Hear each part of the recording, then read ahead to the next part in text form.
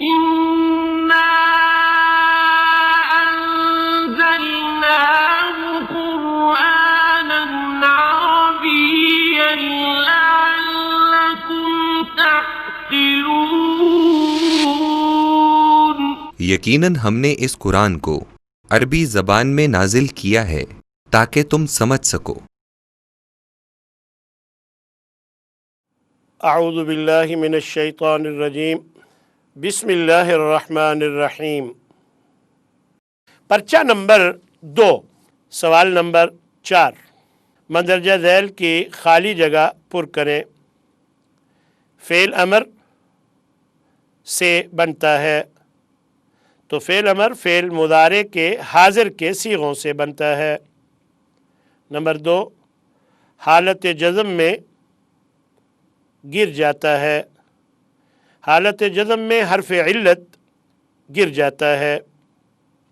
Number 3، باب افعال کے فعل امر کا حمزہ والا ہوتا ہے تو باب افعال کے فعل امر کا حمزہ زبر والا ہوتا ہے۔ نمبر 4، لا تعبد ہے، لا تعبد فعل نہیں ہے۔ نمبر 5، ثلاثی مجرد کے فعل ماضی کا پہلا صیغہ حروف سے زائد پر مشتمل نہیں ہوتا تو ثلاثی مجرد کے فعل ماضی کا پہلا صیغہ 3 حروف سے زائد پر مشتمل نہیں ہوتا۔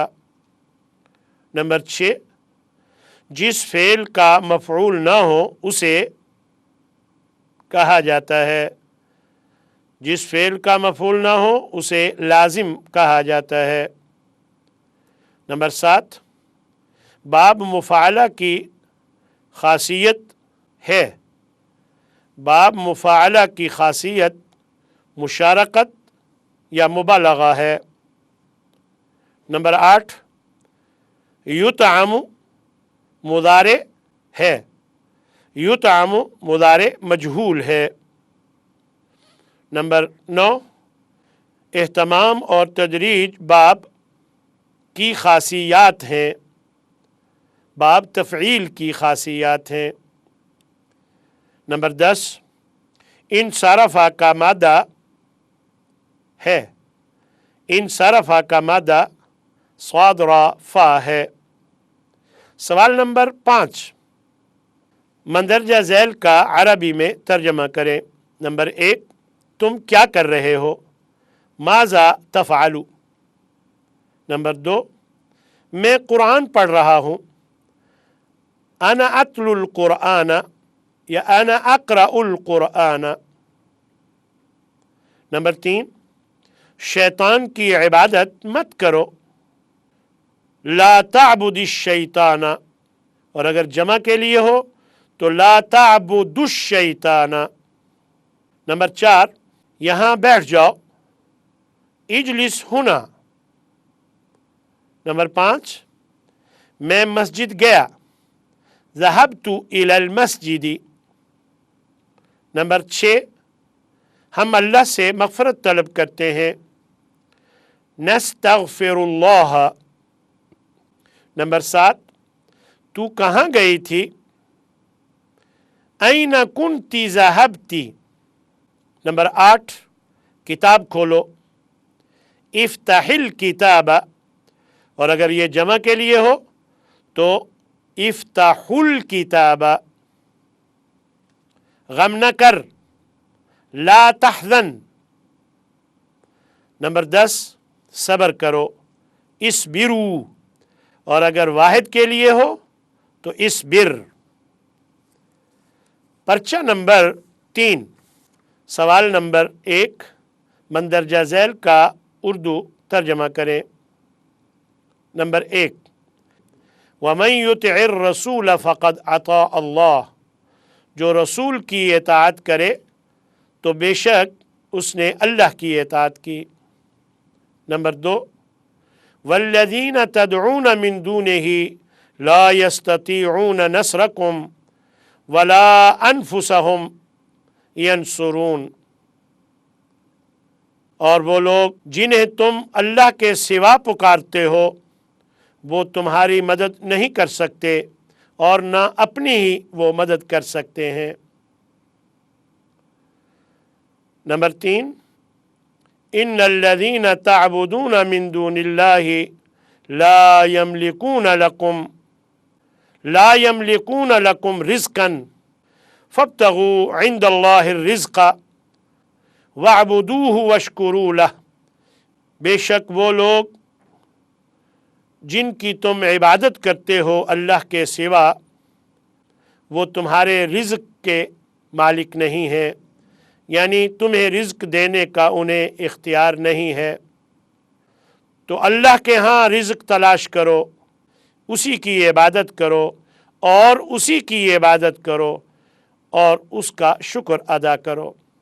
نمبر 4، ان الذین تدعون من دون اللہ عباد امثالکم، بے شک وہ لوگ جنہیں تم اللہ کے سوا پکارتے ہو وہ تمہاری طرح بندے ہیں۔ نمبر 5، وَلَا تُسْرِفُوا إِنَّهُ لَا يُحِبُّ الْمُسْرِفِينَ، اور تم اسراف مت کرو، بے شک وہ اسراف کرنے والوں کو پسند نہیں فرماتا۔ نمبر 6، فَخَرَجَ مِنْهَا خَائِفًا، پس وہ نکلا اس شہر سے، اس علاقے سے ڈرتے ہوئے۔ یہ حضرت موسیٰ علیہ السلام کے بارے میں ہے۔ لا ریب فیہ، اس میں کوئی شک نہیں۔ نمبر 8، وعلی اللہ فلیتوکل المؤمنون، اور اللہ پر ہی ایمان والوں کو بھروسہ کرنا چاہیے۔ نمبر 9، من یشکر فإنما یشکر لنفسہ، جو شکر ادا کرتا ہے تو بے شک وہ اپنے آپ کے لیے شکر ادا کرتا ہے۔ ومن کفر فإن اللہ لغنی حمید، اور جو کفر کرے یا ناشکری کرے تو بے شک اللہ بے پرواہ ہے، تعریف والا ہے۔ نمبر 10، فاذکرونی اذکرکم، بس تم میرا ذکر کرو، مجھے یاد رکھو، اذکرکم، میں تمہیں یاد رکھوں گا۔ سوال نمبر 2، مندرجہ بالا آیات کی روشنی میں درج ذیل سوالات کا جواب دیں۔ نمبر 1، اطاع کا مادہ بتائیں۔ اطاع کا مادہ ہے طا واو عین۔ نمبر 2، تدعون کا باب تحریر کریں۔ تدعون کا باب ہے نصر ینصر۔ نمبر 3، ابتغوا کا ماضی اور مضارع بتائیں۔ ابتغا یبتغی، ابتغا ماضی اور یبتغی فعل مضارع ہے۔ نمبر 4، المسرفین اسماء مشتقہ کی اقسام میں سے المسرفین اسم فاعل ہے۔ نمبر 5، خائفاً حالت نصب میں کیوں ہے؟ دراصل یہ حال ہے اور حال حالت نصب میں ہوتا ہے۔ نمبر 6، ریبہ حالت نصب میں ہے، وجہ بیان کرے۔ جی دراصل یہ لائے نفی جنس کا اسم ہے، اور لائے نفی جنس کا اسم جو ہوتا ہے وہ حالت نصب میں ہوتا ہے۔ فَلْيَتَوَكَّلِ کے آخر میں زیر کیوں آئی ہے؟ اصل میں یہاں زیر نہیں تھی، دراصل یہ لام امر شروع میں لگا ہوا ہے تو جس کی وجہ سے آخر میں جزم تھی، تو اگلے لفظ سے ملاتے ہوئے اسے زیر دے دی گئی۔ جب بھی ساکن کو اگلے لفظ سے ملانا ہو تو زیر دے کر ملایا جاتا ہے۔ نمبر 8، یشکر حالت جزم میں کیوں ہے؟ دراصل من یشکر، من شرط کے لیے آیا ہے جو کہ فعل مضارع کو جزم دینے والا حرف ہے، اس وجہ سے جو کہ فعل مضارع کو جزم دیتا ہے حالت جزم میں اس وجہ سے ہے کہ شروع میں من ایسا لفظ ہے جو فعل مضارع کو جزم دیتا ہے۔ نمبر 9 اذکرکم حالت جزم میں کیوں ہے؟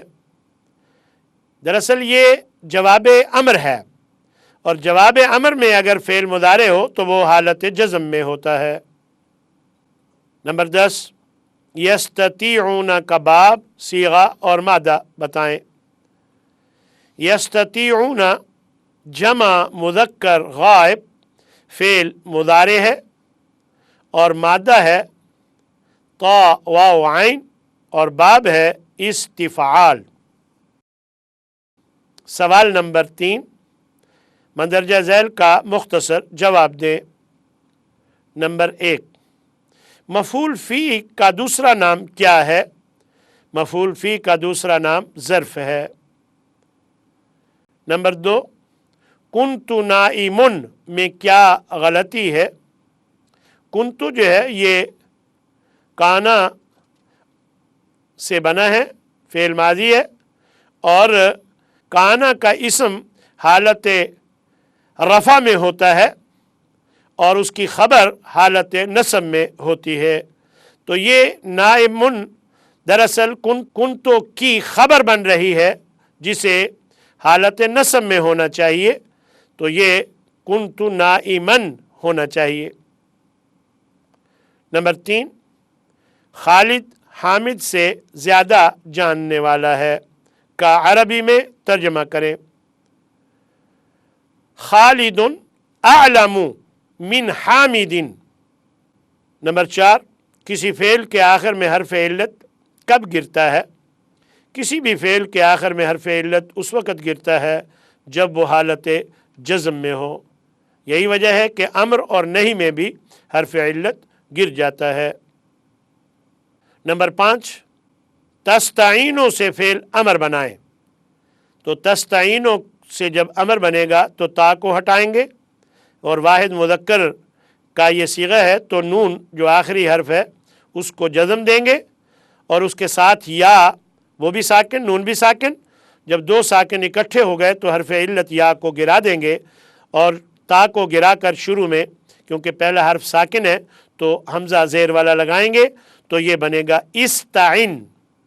سوال نمبر 4 مدرجہ ذیل کی تصحیح کریں۔ لا تستعینوا بغیر اللہ، یہاں بغیر تعلیل کے یہاں لکھا گیا ہے تو ہونا چاہیے لا تستعن بغیر اللہ۔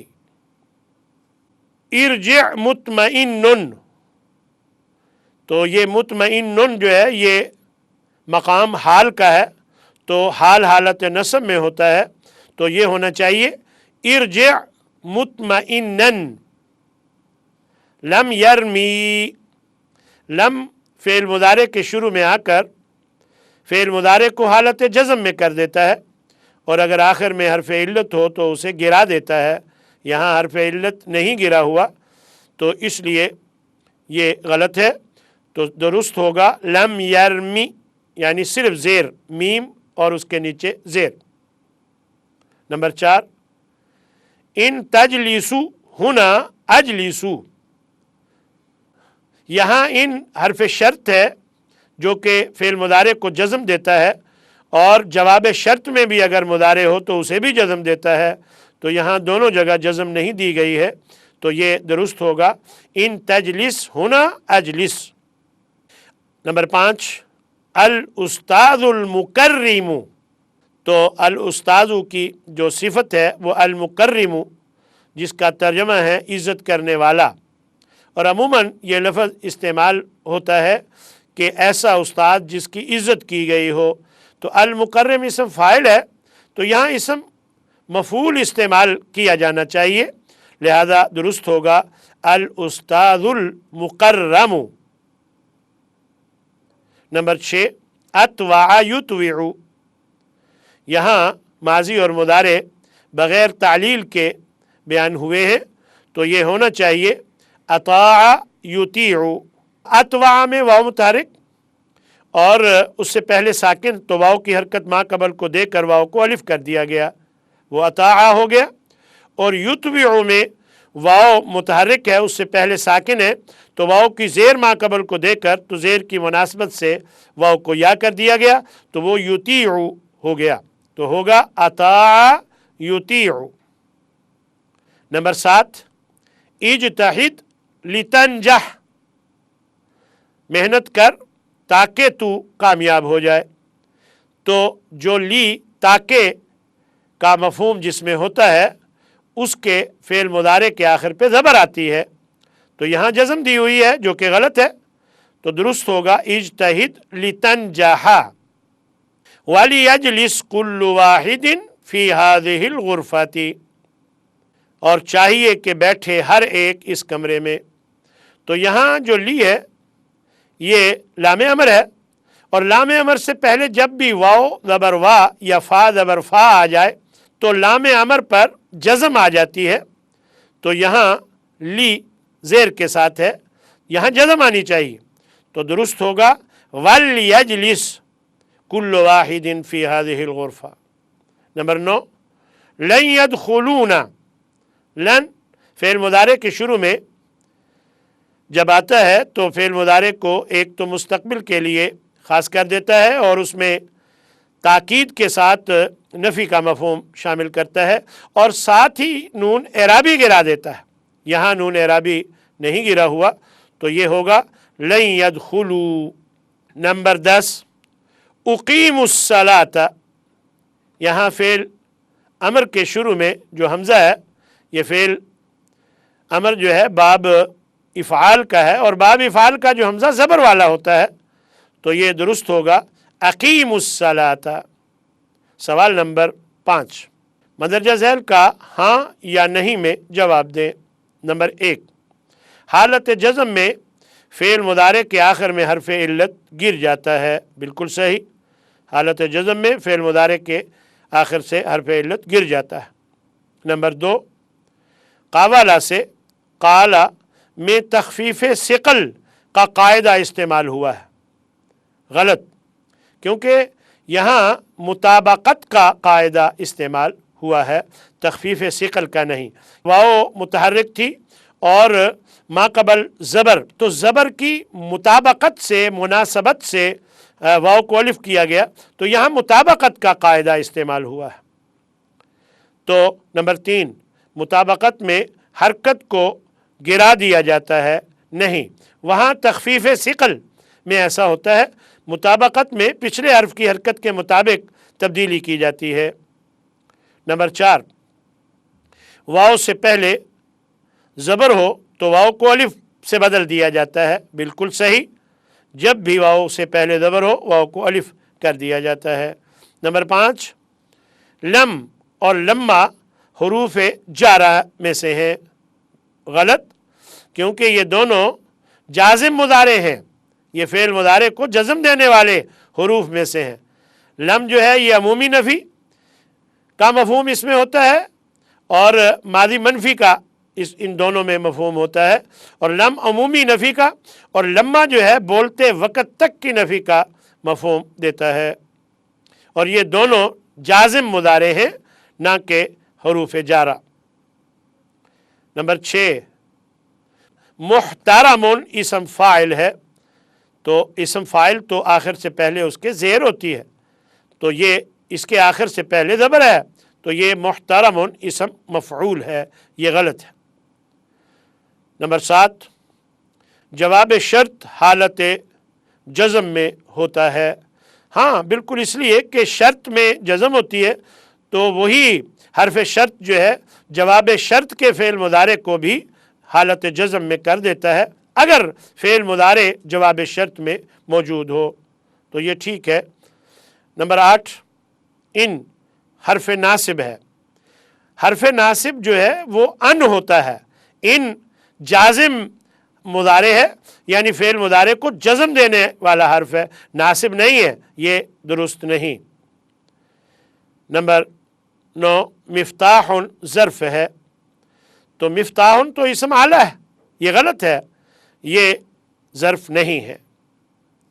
نمبر 10، الا حرف نفی ہے، نہیں، الا جو ہے یہ حرف استثناء ہے، البتہ یہاں ایک میں وضاحت کر دوں، بعض اوقات قرآن مجید میں الا استعمال ہوا ہے اور وہ ان اور لا کا مجموعہ ہوتا ہے۔